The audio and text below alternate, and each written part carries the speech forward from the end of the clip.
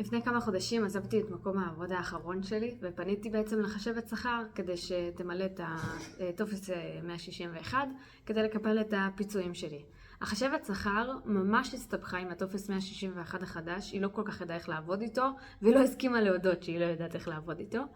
וזה נהיה סחבת אחת שלמה שבמקום שזה יהיה ממש תוך כמה ימים, זה נהיה בירוקרטיה אחת שלמה שהיא העבירה אותי למס הכנסה ומס הכנסה העבירו אותי לפקיד שומה. וממש סחבת שבירוקרטיה שנמשכה כבר חודש ורציתי לראות מה אפשר לעשות, אז פשוט פניתי לפלטינום תכנון פנסיוני וליווי פרישה והתברר שכל הדבר שאני חשבתי שהוא מאוד מאוד מסובך הוא בכלל לא מסובך. בעצם יש להם אפליקציה ששואלת כמה שאלות שאי אפשר לטעות בתשובות שלהם, זה תשובות אישיות של פרטים אישיים וכולי. יש להם גם אפשרות ממש לעשות חתימה ידנית על המסך והחתימה מתקבלת.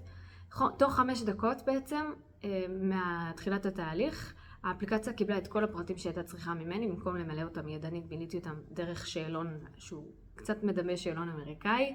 אפילו חוויית משתמש הייתה לי, ממש תוך כמה דקות קיבלה את כל מה שהייתה צריכה. האפליקציה שלחה למעסיק את הטופס, היא שלחה לי את הטופס, וכולל של מילוי של הדברים האחרונים שהמעסיק היה צריך. ויומיים בעצם אחרי שמילאתי את הפרטים דרך האפליקציה של פלטינום, קיבלתי את הכסף לחשבון. אחרי חודש של ריצות ובירוקרטיות, יומיים אחרי קיבלתי את הכסף לחשבון, זה היה מדהים ומהמם. אז זה היה ממש המלצה חמה. לחסוך את כל הבירוקרטיות ואת כל הריצות, לא צריך אפילו לצאת מהבית, פשוט שאלון מהיר וגאוני וחכם ויעיל, וממש ממש בחום גם למעסיקים וגם למתפטרים, למפוטרים, לכל מי שמגיע לו בעצם את הזכויות שלו ורוצה להימנע מבירוקרטיה וטפסים וטפסולוגיה ולרוץ אחרי המערכת.